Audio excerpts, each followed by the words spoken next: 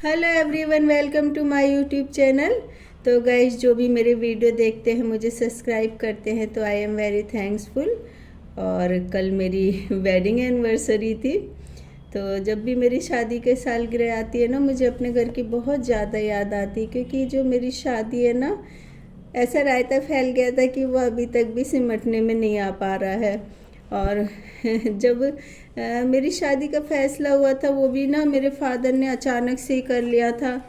और उससे पहले भी एक बहुत ज़्यादा बड़ी वाली प्रॉब्लम आ गई थी। मेरे फादर ना सुबह उठे मॉर्निंग में और एकदम उठ कर के ऐसा फैसला ले लिया उन्होंने कि मुझे तो समझ ही नहीं आया क्या करना क्या नहीं। गए, फिर वापस आए, फिर बोल रहे कि जो कुछ कपड़े वगैरह हैं तो वो तुम ट्रंक में अटैची में रख दो और वो ले जाने मुझे। तो मैंने वो सब इतने सलीके से अटैची में सब करीने से रख दिए, जैसे कि ये सब मेरे घर में ही जा रहे हैं। मेरे साथ क्या होने वाला है ये मुझे नहीं पता था। फिर मेरे फादर गए, फिर वहाँ से जो फैसला सुनाया गया, तो मुझे ना बहुत ज़्यादा कुछ याद नहीं है, क्योंकि मैं जब भी याद करती हूँ ना उन बातों को, तो मेरे सिर में बहुत तेज़ दर्द होने लगता, घबराहट होने लगती। क्योंकि मैं उसके बाद ना 2 साल तक तो मैं डिप्रेशन में रही। बड़ी मुश्किलों से सही हो पाई थी, मेरा कहीं रिश्ता भी नहीं हो पा रहा था। क्योंकि जहाँ मेरे फादर रिश्ते की बात करके आते थे, तो वहाँ पर ये कह दिया जाता था कि इसका बेटी का रिश्ता एक जगह से टूट गया है, या फिर कोई बहुत ज़्यादा दहेज की डिमांड कर देते थे। तो ये रिश्ता मेरे फूफा ने कराया था। कहते हैं यहाँ पर ना यूपी में ज़्यादा फूफा ही रायता फैलाते हैं। तो मेरे फूफा जी ने ही मेरी शादी कराई थी। उन्होंने तो सब कुछ अच्छा अच्छा ढूंढ कर ही दिया था। लेकिन मैं ये कहना चाहती हूँ कि ऐसा कोई ज़रूरी नहीं कि हर एक लड़की जैसा चाहे वैसा उसका ससुराल मिल जाए। तो इसका मतलब ये नहीं है कि आप ससुराल को, अपने घर परिवार को छोड़ के चले जाओ, गलत फैसला ले लो। क्योंकि हमको जो भी लड़ाई के लिए मैदान मिलता है, वहाँ हमको नहीं पता होता कि हमारी जीत हो रही है या हार हो रही, क्योंकि ये हमारा परिवार होता है। इस परिवार को आगे बढ़ाना होता है। हमारे बच्चे रहते हैं, हमारे बच्चे हमारी कितनी बड़ी जिम्मेदारी होते हैं। और हम अपनी खुशी को, अपनी परेशानियों को, ये सब को देखते हुए हम अपनी फैमिली को इग्नोर कर ले, तो ऐसा नहीं होता है। जो ये परिवार की लड़ाई होती है, यदि आप सोचें कि बहुत दुख है, बहुत सारे कष्ट हैं और आपको रोज़ तिल तिल करके मरना हो रहा है, तो भी ये ज़िंदगी जीनी तो पड़ेगी। यही जीवन का संघर्ष, ये लड़ाई। यदि आप ये सोचें कि इस ज़िंदगी को ख़त्म कर दे, ख़त्म करने में कितना टाइम लगता है, आधा मिनट सिर्फ लगता है, आपकी ज़िंदगी ख़त्म। 2 दिन आपको याद करेंगे, उसके बाद सब भूल जाएंगे। लेकिन जो ज़िंदगी की लंबी लड़ाई करते हैं ना, वही दुनिया में आगे आते, वही जीते हैं।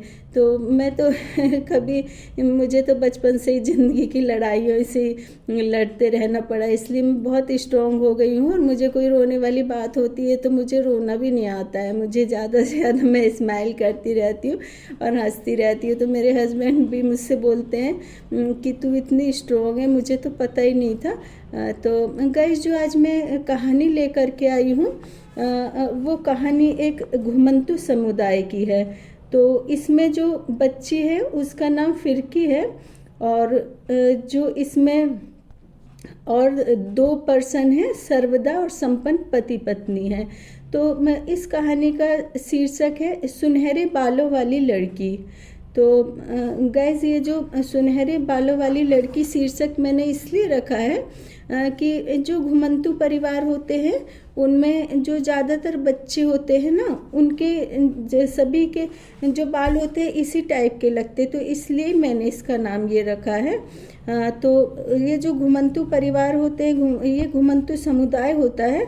और ये रोजी रोटी के लिए एक साथ कई परिवार एक जगह ही या तो झोपड़ी बनाकर रहते हैं या रोड पर त्रिपाल लगाकर रहते हैं। और सारा दिन रोजी रोटी के लिए या तो बर्तनों की फेरी लगाते हैं, उसके बदले में कुछ कपड़े लेते हैं, और कुछ सोफ़े के कवर, कारपेट, गलीचे या अपने गांव की पुश्तैनी कढ़ाई के कुर्ते साड़ी वगैरह बेचते हैं, और इसी तरह के अन्य कार्य करते हैं।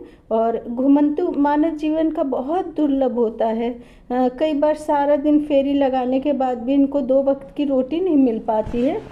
तो गाइज़ हम लोग बड़ी बड़ी पार्टीज़ में अपने महंगे कपड़ों शॉपिंग में तो बहुत खर्च कर देते हैं, लेकिन इन गरीबों की मदद के लिए हमारी मुट्ठी बंद हो जाती है।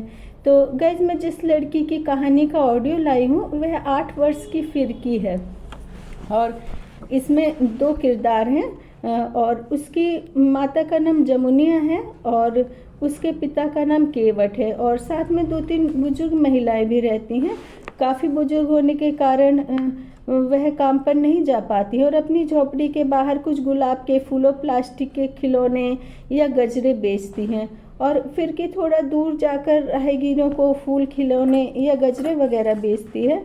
और फिर की सुंदर नैन नक्श और सुनहरे बालों वाली लड़की है और कई परिवार रोजगार के लिए एक साथ गुजरात से आए थे, इसलिए फिर की गुजरात की कढ़ाई वाले फ्रॉक पहनती थी। और शाम के 6 बज रहे थे, फिरकी ने हाथ में 5-10 खिलौने ले लिए और रोड के किनारे खड़े होकर के आवाज़ लगाने लगी, बाबूजी खिलौने ले लो। और एक गाड़ी आकर रुकी, उसमें बैंक मैनेजर संपन्न चौरसिया थे। छोटी सी प्यारी सी सुनहरे बालों वाली लड़की संपन्न चौरसिया को इतनी प्यारी लगी कि वो काफ़ी देर तक उसको देखते रहे। फिर ने कहा, बाबूजी खिलौने ले लो, ये नीले रंग का बंदर है, लाल रंग का टैडी है और ये देखो बाबूजी ये लाल पीली गौरैया है। संपन्न ने कहा, नहीं बेटा मुझे खिलौने नहीं खरीदना। तो फिरकी ने टोकरी में रखे गजरे दिखाए, ये ले लो ना बाबूजी, कितने बढ़िया ताज़े फूलों के मोगरे के गजरे हैं और मैम साहब के लिए ले जाओ। तो संपन्न ने एक गजरा ले लिया और 50 रुपये देने लगे, लेकिन फिरकी ने 25 रुपये लौटा दिए। कहा, यह गजरा सिर्फ 25 रुपये का है। संपन्न को बड़ा आश्चर्य हुआ, 8 साल की बच्ची हिसाब किताब में इतनी परफेक्ट है और बातचीत का ढंग जैसे किसी कुलीन घराने से ताल्लुक़ रखती हो। और अब तो उस रास्ते से संपन्न सिर्फ उस बच्ची को देखने के लिए जाते थे और एक दिन वो उसी रास्ते से गुजर रहे थे तो वहाँ पर फिरकी मिली। आज उसने ढेर सारे रंग बिरंगे फूल, शिव जी की मूर्ति और शिव जी की पिंडी वगैरह रख रखी थी और अब फिरकी संपन्न को भली भांति पहचानने लगी थी। उसने कहा, बाबूजी कल शिवरात्रि है, आप मूर्ति ले लो और साथ ही ये बेलपत्र और फूलों की पूजा सामग्री का मैंने लिफाफा बना करके रखा है। संपन्न ने कहा, मुझे 2 पैकेट ये बेलपत्र और फूल के पैकेट दे दो और ये शंकर जी की संगमरमर वाली मूर्ति मुझे दे दो। संपन्न ने फिरकी को 200 रुपये दिया और उसकी आज नानी भी उसके साथ थी। संपन्न ने एक पैकेट और मिठाई का डब्बा फिरकी की नानी को देते हुए कहा, फिरकी मुझे बिल्कुल मेरी बेटी सी लगती है और आज मैं इसके लिए फ़्रॉक और मिठाई लाया था, आप मना मत करना। फिरकी की नानी ने वह फ़्रॉक और मिठाई ले ली और उसी दिन सर्वदा भी शॉपिंग के लिए गई और दुकानदार उनके काफ़ी पुराने परिचित थे। तो उन्होंने बताया कि आज संपन्न जी एक फ़्रॉक यहाँ से लेकर के गए हैं और सर्वदा को बहुत आश्चर्य हुआ क्योंकि उनके कोई संतान नहीं थी और सर्वदा को लगा कहीं उससे छुपकर संपन्न ने दूसरी शादी तो नहीं कर ली।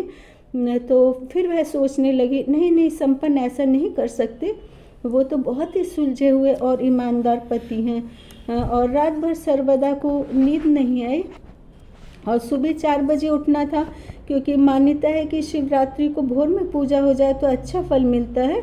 और आज सर्वदा 4 बजे उठ गई और संपन्न को भी उठा दिया। फिर दोनों शिव जी के मंदिर जल अर्पित करने चले गए और आज शाम को फिर संपन्न सुंदर सी छोटी सी रंग बिरंगी सैंडल और साथ में एक छोटा सा स्वेटर भी लाए। और अब तो सर्वदा को विश्वास हो गया कि कुछ तो गड़बड़ है। तो सर्वदा ने आज संपन्न से साफ पूछ ही लिया, ये कौन है छोटी सी बच्ची जिसके लिए आप कुछ ना कुछ खरीद करके ले जाते हैं। तो संपन्न ने कुछ नहीं कहा। शाम को बैंक से आकर सर्वदा से कहा, चलो आज हम कहीं बाहर चलते हैं। तो सर्वदा ने बुझे मन से कहा, चलो ठीक है चलती हूँ मैं। और संपन्न फिर उसी रास्ते से गए जहाँ फिर के खिलौने और फूल वगैरह बेच रही थी। और आज फिर संपन्न ने गाड़ी वहीं रोक दी। फिर के हाथ में गजरे लेकर के आई।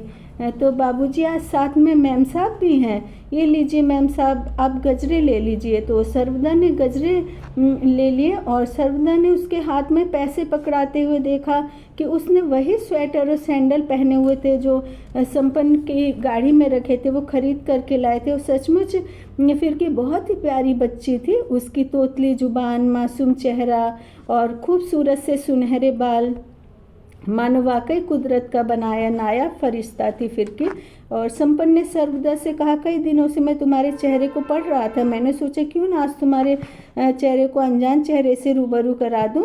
और सर्वदा को फिरकी बहुत ही प्यारी लगी, उसने फिरकी को गोद में उठाकर प्यार किया, मानो बरसों से प्यारी ममता को सुकून मिल गया हो। घर लौटते वक्त सर्वदा ने संपन्न से कहा, क्यों ना हम फिरकी को एडॉप्ट कर लें। और दूसरे दिन सर्वदा और संपन्न फिरकी के माता पिता से मिलने के लिए गए। कहा, हम आपकी बेटी को गोद लेना चाहते हैं और हमारे बच्चे नहीं हैं, फिरकी को हम अपनी बेटी की तरह ही प्यार करेंगे। फिरकी की माँ ने कहा, फिरकी 8 भाई बहन हैं, सब हमारी आर्थिक स्थिति बहुत ख़राब है, लेकिन फिरकी हमारी सबसे लाडली बेटी है और इसके अच्छे भविष्य के लिए हम यह त्याग भी कर देंगे। तो फिरकी इंग्लिश स्कूल में पढ़ना चाहती है, बहुत बड़े ऑफिसर बनना चाहती है और यदि आप लोग इसको गोद ले लोगे तो इसका सपना पूरा हो जाएगा। सर्वदा और संपन्न ने सभी कानूनी प्रक्रियाओं को पूर्ण किया और फिरकी को एडॉप्ट कर लिया और आज फिरकी 25 वर्ष की है और बैंक में एक बड़े पद पर अधिकारी है। तो गाइज, इस तरह लोगों को जागरूक करने और अलग अलग विषयों पर कहानी का ऑडियो सुनाने के लिए मुझे सब्सक्राइब करें।